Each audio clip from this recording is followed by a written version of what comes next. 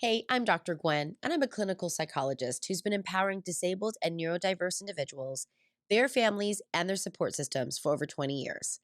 If you haven't already, please consider subscribing to this channel where I curate tools, share mindsets, and promote habits that empower and bring hope to this awesome community. In this episode, I connect with Tawd Dorenfeld, founder and lead mentor of Tink Tank Animate, about the power of storytelling and the immense emotional value it brings to our neurodiverse community. We explore how the mentors at Tink Tank Animate follow strengths, support weaknesses, and include their artists in a process that empowers through doing and completing projects, which then creates a series of wins for individuals who don't usually get this experience. If you're curious about Tink Tank Animate, their information is in the description below. I hope you enjoy this interview with Tawd.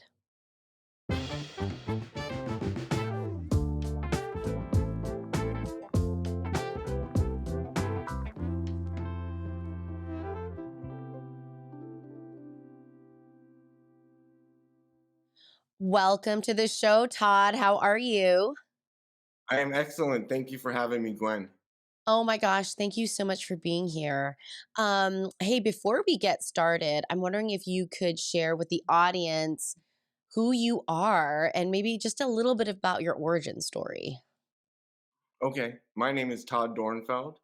I am a writer, director, animator, artist, designer, and for a number of years now, I've been giving all of that information and skills and ideas and tricks of the trade to artists on the autism spectrum in the arts of storytelling, and I'm just giving it all away to them. Every trick we got up our sleeves, they get it. Amazing. Yeah. So Amazing. that yeah, that's kind of what that I came from film and animation. Did a lot of music videos and was always above the line, which they call writer directors or above the line, producers are above the line. So I was always kind of in control of the vision, and it allowed me to kind of be a renaissance man in a sense. I don't really like that term, but people get it. It just means that I do all the crafts of all of this art. Not so strong on composing music and not so strong in 3D animation, but I do a lot of stop motion animation. So we bring it into reality. So it's all dolls and stuff. That's So I amazing. touch it. That's amazing. And Todd, you took all of this time and your talent and your expertise and giving it to this wonderful neurodiverse community through Tink Tank Animate. Yes. Yeah, so Yeah. I started this organization company we call Institute. We're not a school. But we are some form of institution. So we basically that's exactly what we're doing is we're taking neurodiversity and showing them they are above the line. They're the writers, directors, they're the animators, they're the novelists, they're the children's authors, they're everything. And Mhm. the only thing that matters is their ideas and their story, and that's the most important piece of the puzzle. Everything else comes after that. So we're now focusing. I'm now focusing all of my most of all my time on giving to them and having them develop and produce their own stuff. Yeah. In Liv, can we I didn't talk turn my about camera the on. that's all right. Um, can we talk about the power of storytelling? Like, you feel so Absolutely. strongly about storytelling and so, like, why? And especially, like, why for this population? So earlier, you and me had been speaking about the term value and bringing value to a person's life, right? In whatever they're doing, right? No matter what job you want to have value in what you're doing. Um, I have always found that the arts of storytelling, the idea that you would tell a story, your story, someone else's story, brings more value than anything else that you're actually going to be doing with your lifetime. Even having children, even getting married, you're building stories, you're building history, right? So the value is there, right? But then you put that into a little box of a story, and the value just becomes that much greater. And it created a purpose for yourself. And now, if you're bagging groceries at the store or you're photocopying papers at Marvel, right? That only is going to bring some level of value to your day. But if you can tell a story as well, and you take your time and you go in your little space and you tell a story and you put it on paper, you put it out in the world, maybe you share it, you've created a huge value that nothing else can compete with. And I believe that neurodiversity deserves to understand that value is obtainable in their entire lifetime, starting at a young age or starting at an elderly age. Once you start, you recognize, bam, value. And it Mhm. doesn't matter what you're doing.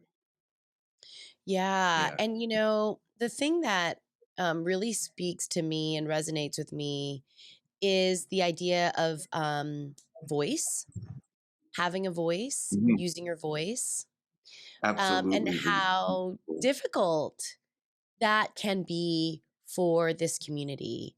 Well, yeah, S or they use the term nonverbal a lot, right? Or they Mhm. started talking at a very late age, Yeah. later than some. That's when we noticed something was off with our son or daughter, right? There is a lot of almost negative terminology when it comes to verbalizing things for the reason that, yeah, they are being nonverbal, and right? But everyone does have a voice inside, right? So we are thinking and we're computing and we're always coming up with ideas and thoughts. So verbally or non-verbally, you can still tell a story, and the people around you just have to adapt and morph into the person that they're working with so that we can extract the story from them. So if I don't understand you and I can't put myself in you and make me you as you the artist, then I'm not going to extract greatness from you. I'm not going to know where you're getting it from. So we as the mentors, we call ourselves mentors, we call ourselves producers on this side of the screen. We're there completely for them. And we even like to tell them that we're their boss because it's their voice, no matter how we get it out of you, that matters. So we are employed by your voice. And Mhm. that's power, right? That's purpose, that creates value, and that erases the negative uh, connotation of being nonverbal. No, you're no longer nonverbal. You're just verbalizing in either a visual form or other forms of sound, music, visuals, animation, sculpture, Mhm. design, collage, layout. I also I find I like autism, right? Obviously, I like autism, and I like when they set things up in a row. I love it. I think it's beautiful, and we, with other tricks of our trades, we can make that sort of process a little bit more valuable and serve more of a purpose to not only the artist or the person who's doing the lining up of their toys Mhm. by size and height, right? But we're also giving the parent something of value and purpose by showing that person, hey, did you know you can do that with animation? Did you know you can move your car from here to here and then move the next car to here to here? Because you're already doing that, but now you film it when you do it. We'll give you one little extra trick to do, which is take a picture each time you do that. And now that they've lined it all up for a half hour, like they do every single day, and you hit play on the screen, and now there's a cute animation of that, you have something different. Yeah, I really love this because therapeutically, we have ideas, about meeting our clients where they are, You have And to. then absolutely. And then elaborating or expanding what they're naturally showing you. How do Mhm. you, iterate that by one, Yes. so that there's a Strength, more strength, robust way. strength. That's right. That's Yeah, a we like to strengths-based build on the approach. strength Yeah. and, the weakness, that's support. Yeah. Right? Yeah. And we all do that anyway, right? When we have a weakness, we get support for that weakness. Some Yeah. people pay for that support, some people just ask for that support, right? Yep. But whenever a person has a weakness, we don't go and go back to school only to strengthen that weakness. We generally reach out for support for that weakness and follow Mhm. our strengths. Mhm. So, and there's no shame in that. And with neurodiversity, right, because of the challenges that they tend to have anyway in their social atmosphere, the more we can strip that away by going, that's weakness, that's not part of the art process, that's weakness, that's not part of your art process. Your process is strength, strength, strength. I'm support along the way. Mm. Yeah. And if it changes, if you get they get stronger, right, and they get more autonomous in their Mhm. abilities, the less we're doing, fine. But sometimes it doesn't. Sometimes it's immediately plateaus, and that's fine. And we're just there along the ride the whole time because we're Mhm. all being prolific.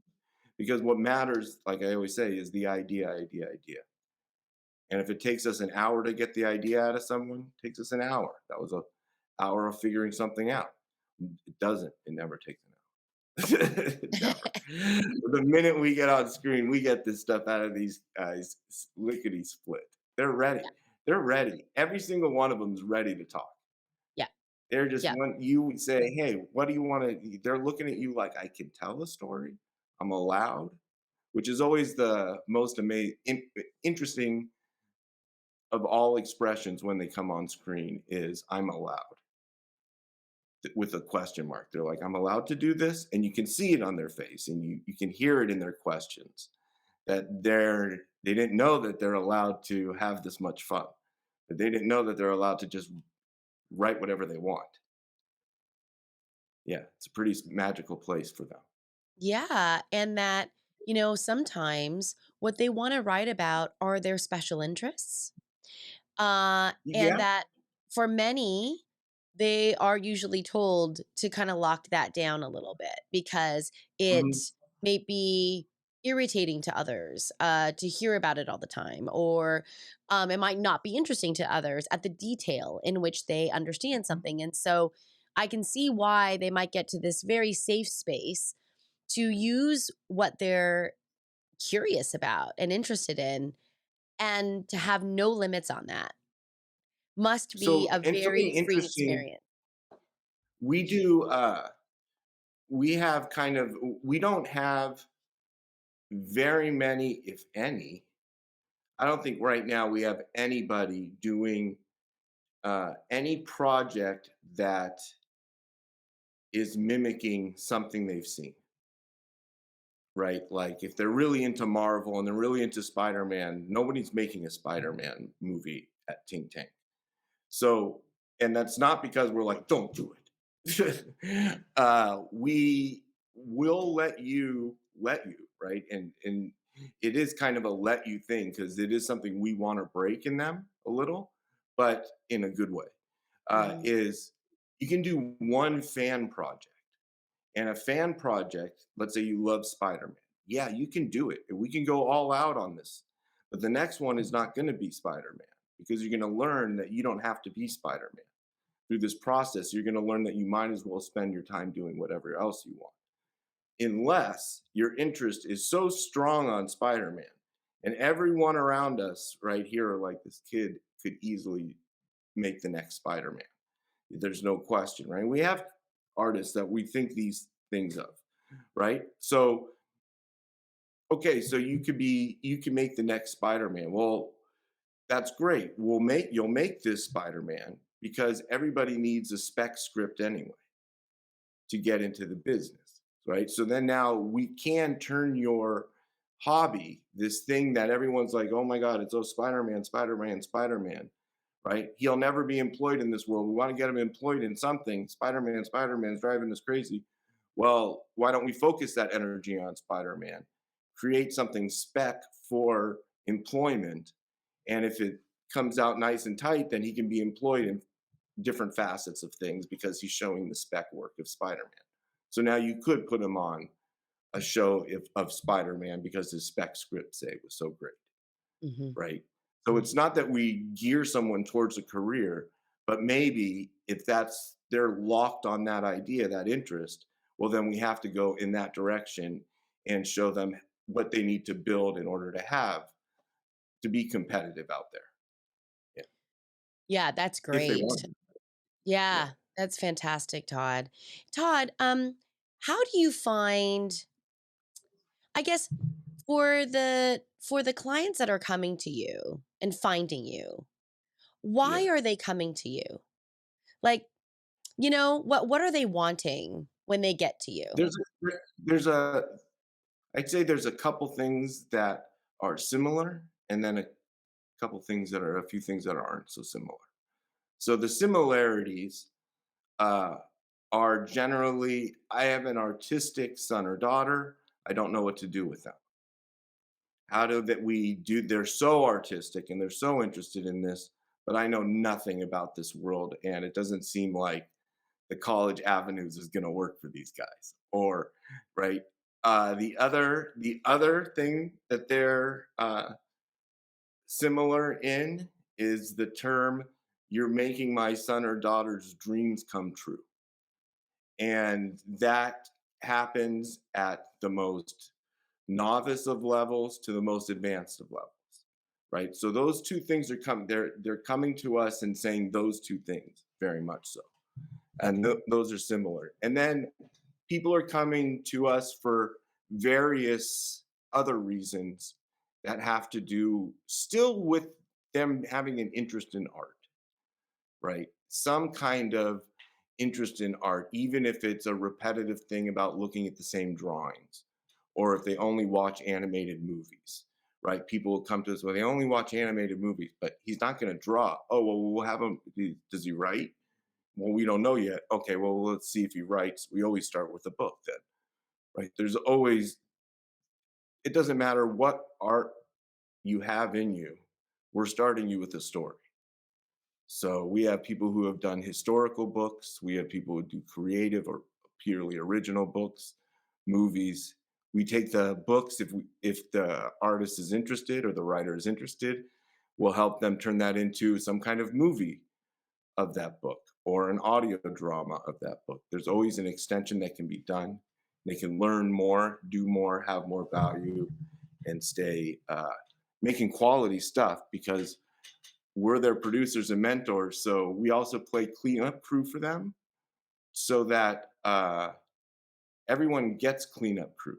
So if you're out in the world doing industry stuff, you do a lot of work, and then that side of the work, you're going to hit burnout, but you have to clean everything that you've done, and that cleaning process adds more to the animations, adds more to the movies, right? That people don't realize is being done, these detailed things. So we go and do that part for them. You did it. You did all the hard work. You wrote it all, you drew it all, you animated it all, right? You did all the hard work. Now we'll go in and add a few frames here and there, clean up these lines, clean this, right? And now it's as quality as anybody, from novice to beginner, without doing the work for them, right? Because we're not doing the work for them.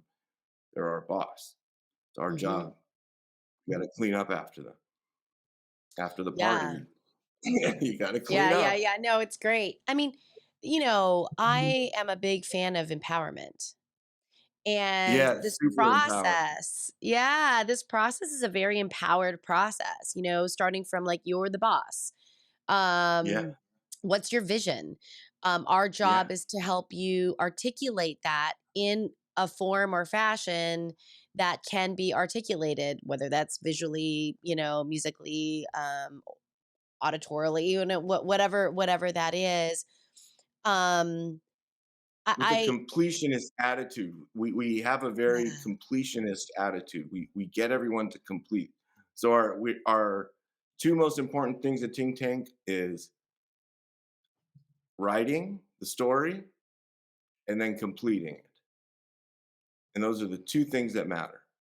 Mm, Everything else is just fluff for the rest of it.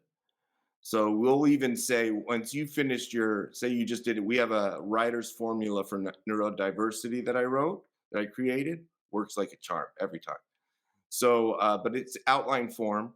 So the minute they've written their outline of their whole story, we've already told them they've done. They just told me the story. So we're always like, you can go out and tell people this story because you already came up the beginning, middle, and end of everything. So you can tell this again and again, or you could take this outline and turn it into some kind of book, right? It could just be the outline could be a book. It's got sentences. It's got everything we need to know. Oh, no, you wanna write more of it. Okay, so then we'll take it to the next level. And mhm, then but we'll complete that, whatever that next level is. Let's say it's, "No, I wanna write a children's book." Okay, so we're gonna write the children's book, and then you're complete. So now do you wanna put pictures with it? It's done. It can be put out as a textbook, just in text. It's done. No? Oh, you wanna put drawings with it too. Okay, so we're gonna do all the drawings, and we're not gonna finish those drawings. I'm not gonna have them do a perfect first drawing. We're gonna have them do their black and white drawing for that drawing, and they're gonna go all the way to the end of the book. And we're gonna say, well, they're beautiful in black and white, but if you wanna color them, you can, but it's finished again. So now we finished it again. So we're always making sure that whatever the process that they're doing, they're not finishing this one piece of the process. They take it at like levels. So we went up to here. Now we're going to do the whole thing all the way to the end. Then we're going to come back here, go up all the way to the end. So it's always finished and it's always complete. And that completion creates what you're saying. That's the real completion of empowerment. yeah, agreed. I love that, and I love that the process is focuses on completion, really, because Yeah. being able to complete something is the win. Like, Is the win. that's a win, Yeah. right? And you Yeah. guys, I mean, how often am I getting, meeting a 22-year-old, let's say, who really doesn't feel like they've had many wins in their life? Like, that's a very disempowered place to be, and here you are, like, we've got your back. Like, we've got a framework. Ultimately, you're the boss and it's your voice. Let's help you bring that voice to fruition through the It's story that gets completed. and then it's completed. And then it's another win because it's completed in a physical form. Yeah. So now it's not just an idea in the head, it's an idea that can be physically shared all around the world multiple times again and again, if Yep. you so desired, right? If Yep. you wanted that to happen.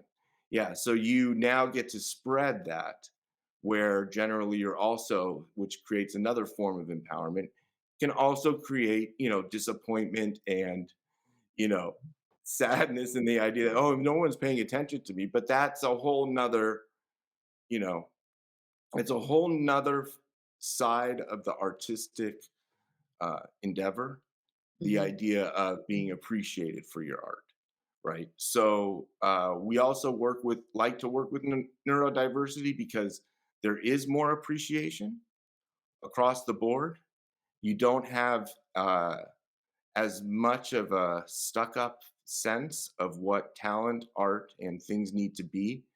And so what that also, and it's a weird way you could say a very young industry, right? For them, for these artists who are neurodiverse, it's a very young industry. So there is no, and it's slipping my tongue. When you hire your own cousin, Oh, nepotism. what's that? Yeah. So the nepotism is not here yet.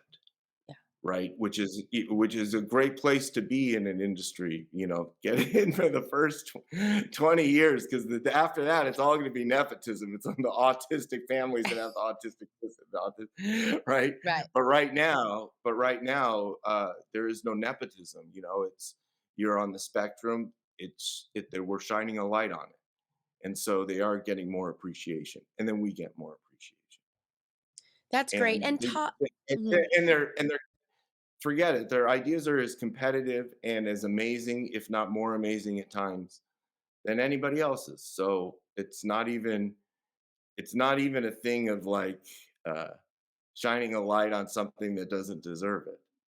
It's, let's use that light that's shining on a very deserved population. Yeah, yeah, it's almost giving it its a space or a stage for Yeah. it to be seen, Yeah. right? Yeah. Um, Todd, now I know that you work with artists actually all over the United States. And so I'm making the Yeah. assumption that you work with them remotely. Is that right? Remotely, and we started remotely as well, and we started remotely pre-pandemic. So while when I was earlier working with autism, I was at another school working with autism in the arts. And there were times that we had people that did privates that did them online. But what I discovered was through a student of my own who couldn't come one week.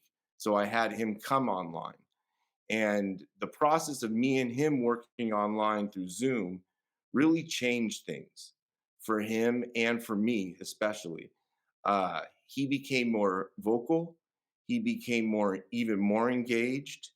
And I was able to understand him and his process more because I suddenly become his point of view with the mouse. So it doesn't work so well with other forms of things in business. I have no idea. But for the arts, I'm suddenly I can identify my artists by their cursor moves. So we're always paying attention to fine motor skills and whatnot. But the idea that without moving a mouse, I'm watching you move your mouse. I know when you stall. I know what you're having trouble with. I know everything about you. I know your brush stroke. I know everything about this person and their computer. And it allows me to just be better. And it allows them to be better. And then they no longer have this physical sensory issue because they're in their safe space, be it their room, their living room, where they work the best and they're most comfortable. We're getting everything we need out of them. Yeah. Or we're getting everything they need to get out of themselves. Yeah. And they're Yeah. very comfortable in that space. Yeah. Yeah. And they, there's something about us being on screen that makes it a little bit more entertaining. Even though sometimes they turn us off or we hide us or they do keep us on, sometimes they have to. Where are you? Where I don't see you? You walked out of the room and you're like, no, I just walked behind the computer. And they're like, okay, don't do that. And you're like, okay, I'm still here. Yep. Yep. Yeah. Yeah. Yeah. So we've always been online. And then that also allows us to facilitate, you know, anybody anywhere. We have an artist in Beirut. Doesn't matter. Okay. We have a mentor who teaches from China. Yeah, Amazing. Amazing. I mean, yeah. I think that's great. And I'm seeing some similar things. I think what's coming to light more and more in this neurodiverse community is the role of sensory functioning um, in my ability to kind of encode the world. And so, what Mhm, we saw mhm. with this kind of forced remote learning just through the pandemic was that many clients, and this is not for everybody, but Yeah, many didn't have to contend with the amount of sensory overload that they might have been experiencing getting in a crunch. car, traveling, being in a classroom, right? Absolutely. And so I did see that for some, it was a better move for them because they just weren't so stressed. Like, I mean, just, Yeah, I mean, I yeah, might be oversimplifying that, absolutely. but right, the No, stress no, wasn't so big. you're right on the nose. I had an artist, I still work with her, so it's been a very, very long time. Her name is Alexandra Adlawan. She would drive from Long Beach to, uh oh my gosh, I've been in Sherman Detroit for Oaks, so long. Sher- Sherman Yes. Oaks. Yes. Yeah. Yeah, yeah. Sherman Oaks, and it would take her 2 hours, and she was already crazed and wanting to pull her hair out, and then we're like, "Okay, you gotta sit down and do animation," and she was like, "No, I'm gonna explode," and she'd explode every day, and it was the same and then, when I left LA, I said, before I left LA, I think like 2 months before I left, I put her on a private online work with me because I was already like, hey, let's cut this part out because I'm leaving and I'm going to be in Detroit and we're only going to be online. So let's and it just changed everything with her. Really helped. Yeah. Yeah, a lot. Yeah. Cut all that stress out. Yeah. Yeah, And I think for important. anyone in the audience that's listening to and interested in Tink Tank, um, to really explore with you what maybe some of the requisite skills are to be able to learn remotely. Because I imagine Zero. this so that's great because I think for anyone out there, and I think some people are getting Zoom fatigue. So, like, fairly, we understand this. Oh, I'm sure. Anyone I'm that's sure. out there that thinks, "Oh my gosh, there's no way that this is going to work on Zoom," but you think that this might be valuable for your child to reach out to you, Todd, and have a conversation about it, so that Absolutely. No, you can problem solve this that. is the uh, all the other stuff that you got to learn. I'm more than sure you have it would be better in person. Sure, there's stuff out there that you don't need to be in person for, right? But this is really this is amazing. This experience that they have, I call it, this little experience they have in their small 1 hour slots every week, it's like paradise. And they're doing things that they never thought they could. They're doing things, even if they thought they could, they never were able to or were allowed to, or they are, and we're just giving them even more. They're just having the time of their life. Mhm. And we do some group stuff as well. We're not big on the groups. We do groups. Uh, we like the one-on-one because they like the one-on-one, and but we also like the groups because we can give them one-on-one depending on what we're doing, right? Depending if it's animation, then it works out very well because everyone takes some time with everybody to do something that you could jump from one person to the next.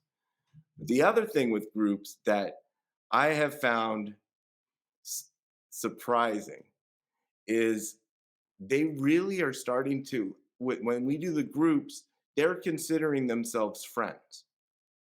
Like they're making friendships quicker than I think regular people make friendships using the Zoom stuff.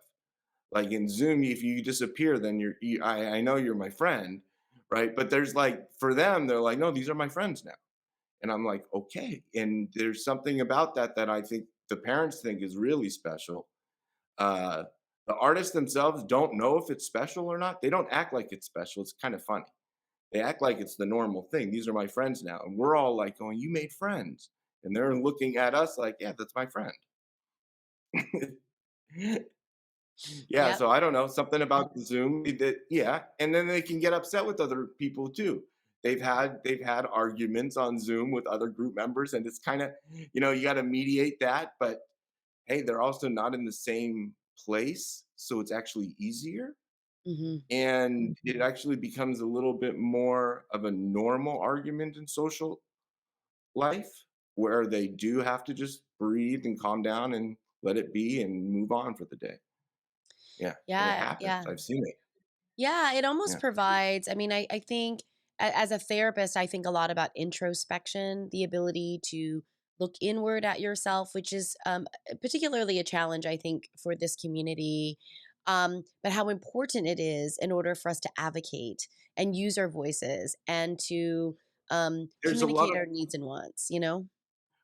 we have found on this side uh, that it's all about asking questions Hmm. and asking a lot of questions and asking just keep asking questions. They have an answer. They have an answer for everything, even when they Yeah, don't have an answer. yeah. And then when they don't have an answer, we have this funny rule: don't give them a good idea because they're going to tell you it's a bad idea no matter what, unless it's really good and they liked it. Most of the time, you're going to tell them an idea, they're going to be like, "Okay, I get it." No, and then they come up with an idea. So we're always like, "Oh, don't worry about it. Give them the bad idea." And It's not make we're not making them smarter with the bad idea by making them come up with a better idea. It's just automatic. But if you don't do it, then they don't do it. So if we're not playing with them, they're not playing with us. So Yeah. we have to be that playful and ask questions all the time. And it's really fun. The writing is really fun with them. Yeah, I mean, I love that process, and I love the asking questions, and sometimes it's asking the right questions that provide the framework to think about something in a way, or to pull information that's in them in a way that they didn't know how to do on their own. And so Exactly. I just love, you're providing this kind of a structure to a very creative process, Yeah. so that there's a bridge to allow the thoughts and the ideas to come out. And Absolutely. so And I we're love that it. bridge. Yeah. We're, Yeah, I've seen some of the work, Todd. I mean, it's really special. And oh, thank you you. know, if anyone is listening to this, Todd, what is the best way for them to get a hold of you, if they're interested oh, in finding out more about you? just straight to the website www.tinktankanimate.com, and just like any site, info@tinktankanimate.com would be the email. And yeah, from there we just immediately get on the phone with you, find out a little bit about what you might be looking for, explain how what you're looking for would fit into what we do, what our program is. Everybody fits. And it's one size fits all because we change. Every plan is directed specifically towards that individual. So we do that phone call with whoever's in control of that person's livelihood. And then from there, we do an assessment with the person on Zoom. And through that assessment, it's about 20 minutes to 30 minutes. We figure out, what they're all about, or as much as we can find out what they're all about, and what their strengths might be, where they'd like to go. Sometimes they have different ideas than the parent or the guardian, and we have yet to have someone who had a different idea where the parent went, no, no, that's not what we want them to do. They're generally going, wow, that's great, I didn't know they wanted to do that. And we're always like, oh yeah, you got to ask that question because they all really kind of actually want to do that. So like Mhm. any animator, any artist that you have, right, any kid that does really great drawings, and you're thinking, oh, I got to get this kid employed to the entertainment industry. No, you just have to send them to Tink Tank and have them make their own stories and create their own characters because that's what they want to do. They do not want to work for any of these companies. They don't. They want to be the writer director. Ask them that question. Everyone will be like, yeah, that's what I want to do. Didn't Mhm. think I was allowed to say it. None of them think they're allowed to say it. When Yep. it's what they want deeply. And that's all they want. It's all anybody who goes to film school wants anyway. They all get stuck being the cinematographer. Yeah. Yeah. Sorry, it's just true. It's Yeah. just Well, true. and you're there. I mean, you have direct experience for, Yeah. you understand this process, you understand what the industry's like. And Um, it's so beautiful we have the technology that they can now. And that's yeah. something special as well. The Yeah. technology is all in our hands. There's nothing unaffordable about this entire process. They could be making as good a cartoons as The Simpsons, as good as cartoons as anything on Adult Swim. They can make any of this stuff. They can produce books, comic books as good as the other books. They can write novels as good as the other people and publish them in quality form through Amazon or Lulu. I mean, it's all at our fingertips. So we, as individual artists, no longer need the industry. And we're also, for neurodiversity, that's very important for them to understand that they don't need to try to compete in that world anymore because we've built this new world where it's a neurodiverse industry. Yep. Yep. You've basically Yeah. solved the accessibility issue, which, Yeah, it's you all I know, didn't solve it. I mean, people don't like Jeff Bezos and these guys, but I didn't solve it. Their right. companies figured it out. Yep. Yeah, and they decided to give those printing options to independents. Yep. But who should be taking advantage of it more than anybody? those who aren't getting the opportunities in the first place ever. Yeah. And Yeah. it's neurodiversity is a group of people in this world that has never gotten the opportunities. So we're Yeah. showing them how to take advantage of it and how to self-publish, It's be amazing. their own It's king. amazing. Yeah, Be their own boss, really, be which their is own boss. Yeah, oh, I can't even tell you exactly. when I do my assessments and I'm asking, "Do you wanna work for a boss or do you wanna be your own boss?" You know They the all want to answers. be their own boss. Yep. Yeah, they all want to be everybody. Um, So it's yeah, it's amazing, and you're giving them an actual tangible pathway to that, and I think that it's not just yes. theoretical, and that's why the It's not ju completion is important. it's not just theoretical, yeah, Yeah, and then the other side of it is even without the monetary reward of your work, the value is so great and the purpose, and it lives on because you're not the end of your heritage, right? This is you're part of your heritage, so when you pass, your books will still be there. Your little movies you made, their big movies you made will still be there. People in your timeline are going to know about it after you're here too. So you're giving them the purpose of a lifetime. yeah, And it's, yeah, take advantage of it now because then you can use it for the rest of your life with or without us. yeah. It's amazing. Thank you so much, Todd, for sharing. You're welcome, Gwen. Thank you so I much. just I love it. I love it. Well, I encourage everyone to go check it out. Check out Tink Tank Animate for Yes, sure. Thank check it you. out. And we have a winter workshop coming up. So 'tis the season to give a gift. Yes, Give and them a I'll put your workshop. information in the description below for sure. Wonderful. Well, thank you, Gwen. Thanks, Todd.